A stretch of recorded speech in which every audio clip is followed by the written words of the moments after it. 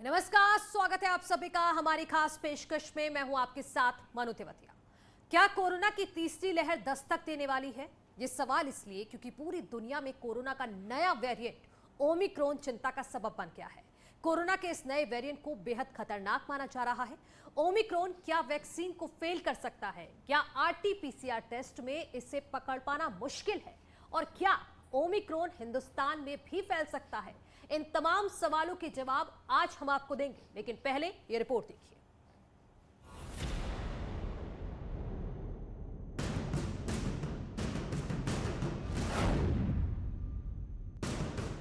जैसे तैसे विश्व कोरोना के संकट से निपट ही रहा था। जिंदगी सामान्य तरीके से चलनी शुरू हुई ही थी कि तभी साउथ अफ्रीका में कोरोना के नए वेरिएंट पाए जाने की खबरें आने लगी।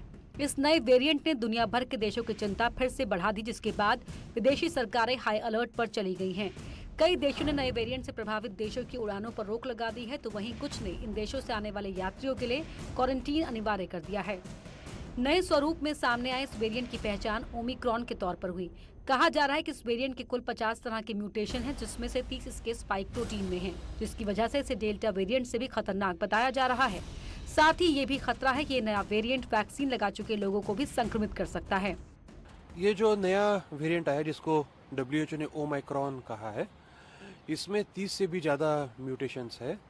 उसमें के 26 जो है वो स्पाइक प्रोटीन पे यूनिक है। इसका मतलब ये 26 और किसी भी स्ट्रेन में पाए नहीं गए थे इसके पहले। यानी alpha, beta, gamma, delta variants जो है, इनमें किसी में 26 में से एक भी म्यूटेशन नहीं है। तो इसलिए थोड़ी चिंता का विषय है। South Africa, Botswana, Hong Kong, Israel समेत 13 देशों में ओमिक्रॉन के मरीज मिले हैं। Bureau report, news 18। South Africa में मिले कोरोना के नए वेरिएंट ओमिक्रॉन से देश अलर्ट मोड पर है। वहीं देश में कोरोना के बढ़ते मामलों को देखते हुए स्वास्थ्य विभाग की चिंता फिर बढ़ने लगी है। कानपुर और मथुरा में कोरोना के नए मरीज मिलने के बाद से स्वास्थ्य विभाग अलर्ट मोड पर आ गया है, जबकि उत्तराखंड में पिछले 24 घंटे में 36 नए कोरोना मरीज मिलने से हड़कंप मचा हुआ है। ऐसे में स्वास्थ्य विभाग ने कोविड की सुविधाओं को बहाल रखने के निर्देश दिए हैं।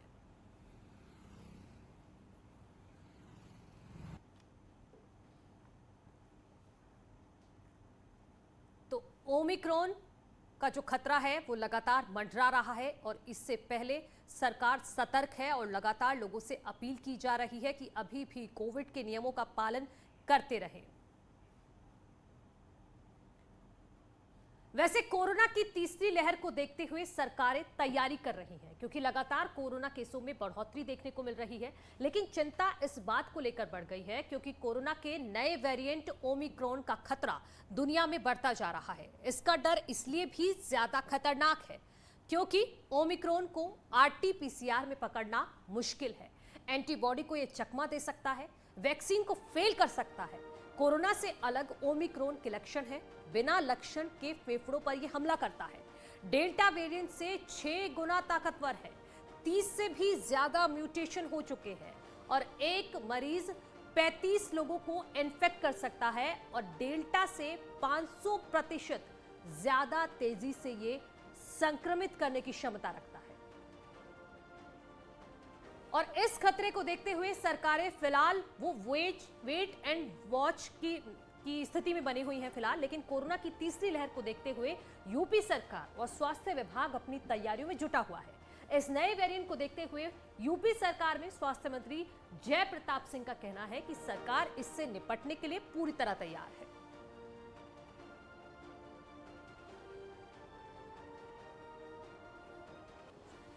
ये केंद्र सरकार और सभी राज्यों को बताया भी गया और हमने अपने जनपद के अंदर सभी सीएमओस को बता दिया है कि टेस्टिंग को बढ़ाने के लिए और बस स्टेशन, रेलवे स्टेशन पर 10% टेस्टिंग, इंटरनल ट्रैवल पर आपका अंतर प्रदेश के ट्रैवल के अंदर भी 10% का थर्मो स्क्रीनिंग करने के बाद अगर कहीं किसी का लगता है तो उनको आरटी-पीसीआर या आरएटी टेस्ट कराने का ये गाइडलाइन हम लोगों ने दे भी दिया है।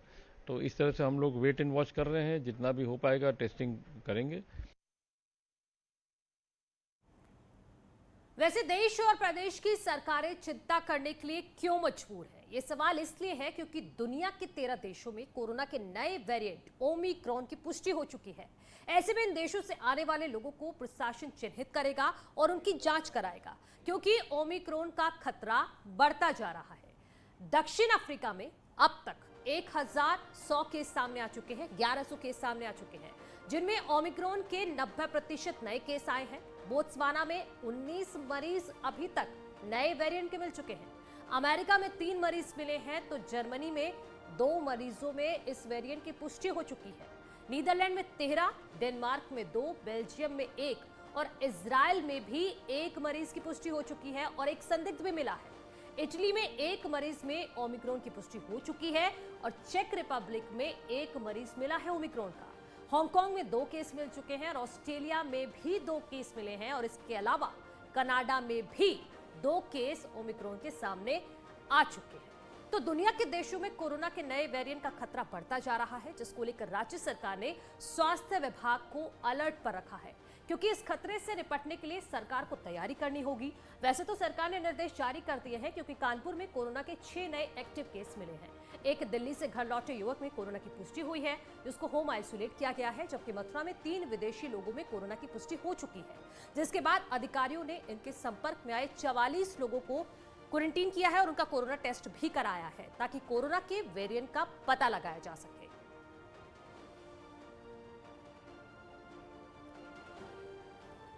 कोविड हॉस्पिटल पहले था, वो अभी भी वैसे ही रेडी है। हमारा आईसीयू हमारा लेवल 3 का हॉस्पिटल है और यहाँ पे यदि कोई गंभीर होता है और लेवल 3 का उसको लक्षण होते हैं, तब वो एडमिट हो सकता है। अभी तक तो कोई भी हमारे यहाँ एडमिशन के लिए कोई नहीं आया है। इसका मतलब कि वो इतने सीरियस नहीं होंगे जो कि जिनको कि हॉस्पिटलाइजेशन की या लेवल 3 हॉस्पिटल की ज़रूरत हो। वैसे देश में अभी तक ओमिक्रॉन वेरिएंट का कोई नया केस सामने नहीं आया है। कोरोना केसों में जरूर इजाफा देखने को मिला है, जिसको लेकर राज्य सरकारें तैयारी भी कर रही हैं। लेकिन प्रधानमंत्री मोदी ने ओमिक्रॉन की खबरों के बीच 28 नवंबर 2021 को एक बैठक की।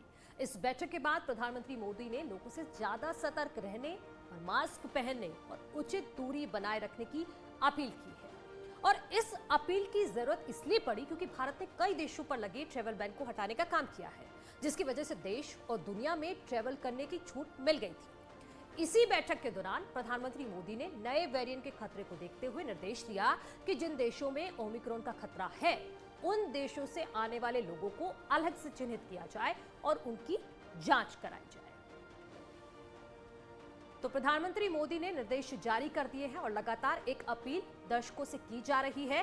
न्यूज़ 18 भी कर रहा है कि आप मास्क जरूर लगाकर रखिए और साथ ही साथ जो 2 गज की दूरी है वो अभी भी बनाना बेहद जरूरी है। चलिए अब आगे बढ़ते हैं। कृषि कानून वापसी का बिल संसद में पास हो चुका है, लेकिन किसानों का आंदोलन अभी भी कायम है। गाजीपुर बॉर्डर पर किसानों से हमारे सहयोगी अनुपम मिश्रा ने ट्रैक्टर पर सवार होकर संवाद किया। तो अब हम आपको एक रिपोर्ट दिखाने जा रहे हैं, क्योंकि कृषि कानून वापसी का बिल संसद में आज ही पास हुआ है। उसके बाद किसानों का क्या रिएक्शन है, मेरे सहयोगी ने बात की है, सुनिए।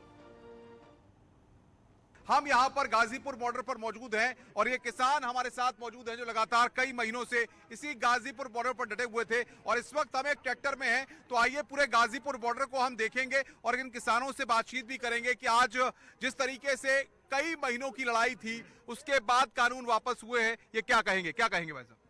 देखिए, अभी एक शुरुआत की प्रधानमंत्री जी ने, अभी एमएसपी बाकी है। अब ट्रैक्टर चला दिया जाए ताकि ट्रैक्टर चलने के बाद आप क्या कहेंगे? ट्रैक्टर चलेगा, हम ट्रैक्टर ये यही है हमारा, ये यही दिखाएंगे और यहीं रहेंगे हम गाजीपुर में। और ये कहना चाहते हैं कि जिस प्रकार प्रधानमंत्री जी ने देर आए दुरुस्त आए ये कहावत लगा दी है, इसी प्रकार एमएसपी को अमली जामा पहनाने का काम और करें। हमारे जो शहीद हुए यहाँ पे 750 किसान, देखिए उनके घरों में आज भी मातम है। उनके लिए ट्वीट करें, दुख प्रकट करें और उनके प्रति कुछ करें, उनके प्रति घोषणा करें, उन्हें कुछ दें। अच्छा, अब जिस तरह हमने देखा कि लोकसभा और राज्यसभा में पास हो गया, तो जो भरोसा, पहले भरोसे की बात हो रही थी, अब भरोसा जता है कि हाँ सरकार कुछ कर रही है। नहीं, देखो जब होगा जब ही तो। अब उसमें कब से 1 साल हो गई हम किसानों को यहाँ करना चाहिए, जब ही करना चाहिए। क्या भरोसा है? ये तो चुनाव है, चुनाव की वजह से दिख रहा है इन्हें कि हमारी बात खराब होगी अब, इसलिए लोग जो निर्णय लिया ये। और एमएसपी में जब तक ये अपना जो कानून नहीं बनाएंगे जब तक क्या भरोसा है? हमारा तो मेन जो चीज है वो एमएसपी है। अच्छा, सरकार को अब क्या करना चाहिए? बातचीत के लिए सरकार को कदम आगे बढ़ाना चाहिए। सरकार को अब ये करना चाहिए कि सरकार को एमएसपी पर कानून बनानी चाहिए कि जो उससे नीचे खरीदेगा उसकी कम से कम 5 साल की सजा होगी। जो हमारे 750 किसान शहीद हुए हैं उनको सम्मानित किया जाए, उनके परिवारों को मुआवजा दिया जाए, उनको नौकरी दी जाए, और जो किसानों पे मुकदमे लगे हैं उन मुकदमों को वापस किया जाए। उसके बाद में जब आपके 2011 में माननीय नरेंद्र मोदी जी गुजरात के मुख्यमंत्री थे और प्रधानमंत्री थे माननीय मनमोहन सिंह जी, तो इन्होंने ये कहा था मोदी जी ने कि एमएसपी पे कानून बननी चाहिए जिससे कि किसानों का इनका वाजिब मूल्य मिल सके और इनको किसी तरीके का नुकसान ना हो। और आज तो हमारे देश के जो है माननीय मोदी जी प्रधानमंत्री हैं, तो अब क्यों चुप्पी साधे हुए हैं वो? अच्छा, अभी जब तक ये एमएसपी और बाकी मसलों पर सरकार बातचीत नहीं करती है तब तक क्या लगता है ये आंदोलन इसी तरह से चलता रहेगा? आप बताइए। चलता रहेगा, इसी तरीके से चलता रहेगा, इसी तरीके से चलता रहेगा। तो देखिए ये लोग कह रहे हैं, और ये गाजीपुर बॉर्डर की तस्वीर है। इस वक्त हम ट्रैक्टर पर चल रहे हैं और ट्रैक्टर वाले भाई साहब चला रहे हैं ट्रैक्टर को, और ये लोग इसी तरह से जैसे तंबू आज से 1 साल पहले लगे हुए थे वैसे ही तंबू आज भी लगे हुए हैं। आप लोग आगे आइए ताकि आप लोगों की बातों को भी सुन सकें। क्या कहेंगे आप? हाँ जी, मैंने सबसे पहले ये एमएसपी की गारंटी जरूरी है, सबसे पहले वो डिमांड है। बाकी जो हमारे शहीद परिवार हैं उनके मुआवजा दिया जाए, उनके एक परिवार के बंदे को नौकरी दी जाए और एक शहीदी स्मारक बनाया जाए। शहीद स्मारक बनाया जाए। जो बातें होती हैं कि सरकार ने देरी कर दी, आपको लगता है कि पहले भी हल निकल सकता था? बिल्कुल निकल सकता था। सब सरकार चाहे तो क्या नहीं हो सकती। सरकार ने कानून बनाया, सरकार गिरा भी तो सकती है। सरकार ने कानून बनाया। कुछ और लोग भी हमारे साथ हैं। भाई साहब, ये गाजीपुर बॉर्डर है जहां पर आप लोग कई महीनों से डटे हुए हैं। सरकार ने बड़ा दिल दिखाया, सरकार ने कहा कि किसानों के हित में हम कानूनों को वापस लेते हैं। सरकार ने कानून वापस ले लिए। ये तो लेना चाहिए था सरकार को कानून वापस, और एमएसपी पर पहले प्रायोरिटी एमएसपी पर बातें करने की थी और कानून पास करने की थी एमएसपी पर। वो उनको अनदेखा आज भी कर रहे हैं प्रधानमंत्री जी। तो प्रधानमंत्री जी ने कहा था कि मैं सच्चे मन से सच्चे दिल से बातें करता हूँ, तो एमएसपी की भी बातें क्यों नहीं करते पहले? तो भाई साहब कैसे हैं आप लोग? ठीक है, कानून वापस हो गए, कानून वापस हो गए भाई साहब, कानून वापस हो गए हैं। देखिए कानून वापस हो गए, सब लोगों को पता है। ताऊ आप भी खुश हैं काफी? नहीं भैया, हमसे इतने खुश नहीं। जब तक ये एमएसपी करेंगे तो हम तो खुश हो जाएंगे भाई। ये जो है ये जो मरे हैं उनके जो स्मारक हो बने उनके बेचारों के, और उनके घर कुछ ना कुछ मुआवजा मिले। और भाई ये हमारे तो खानदानी मुकदमे थोड़ा थे, हमें यहाँ आके तो मुकदमे लगे हम पे, ये वापिस ले मुकदमे यहाँ के बैठे हैं लगे हुए हैं। ये पता है आपको कानून वापस हुआ है?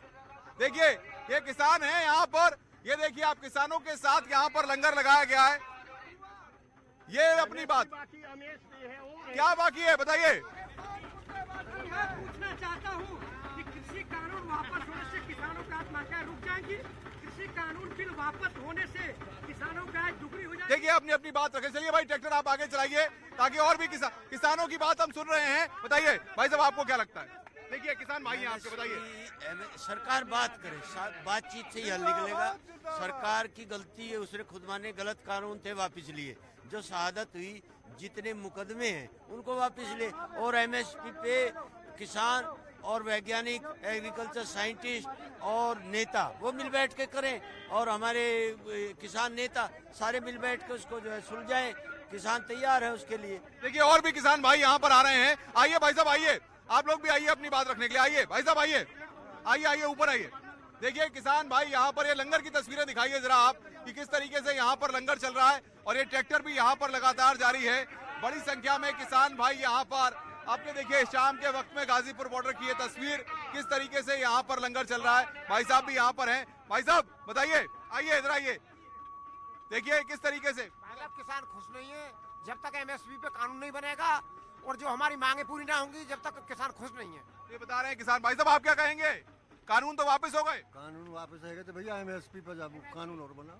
एमएसपी पे कानून बने। देखिए और भी कुछ लोग आ गए हमारे साथ बातचीत करने के लिए। भैया ट्रैक्टर थोड़ा सा चलाइए आगे तक, और गाजीपुर बॉर्डर की तस्वीर हम देख लें। जरा थोड़ा आगे लेके चलिए। ट्रैक्टर चलना चाहिए ना भाई साहब, ट्रैक्टर तो नहीं रुकना चाहिए। किसान का नहीं, पहले मेरी बात सुनिए। देखिए आप अपनी बात रखेंगे तो हम भी अपनी बात। किसान का ट्रैक्टर चलना। भाई साहब आइए, आप लोग आइए ऊपर आइए ताकि बात आपकी सुनी जाए। ट्रैक्टर भी चलता रहना चाहिए किसान का, क्योंकि अगर किसान का ट्रैक्टर चलेगा तब हमारे घर में खाने के लिए चीजें आएंगी। मानते हैं ना आप? जी 70% एक कृषि आबादी क्षेत्र है। ट्रैक्टर इस देश की शान है। पहले हल हुआ करता था। भैया चलाएंगे आप ट्रैक्टर? चलाएंगे चलाइए। उन्नत किस्म के लिए ट्रैक्टर तो किसानों की शान है, मतलब इस देश की शान है। तो ट्रैक्टर पर सवाल क्यों, ट्रैक्टर पर विवाद क्यों? तो ट्रैक्टर तो हमारे साथ रहेगा ही। ट्रैक्टर और किसान का मतलब जोताई और किसान का तो एक जन जीवन मरण का साथ है। ट्रैक्टर चल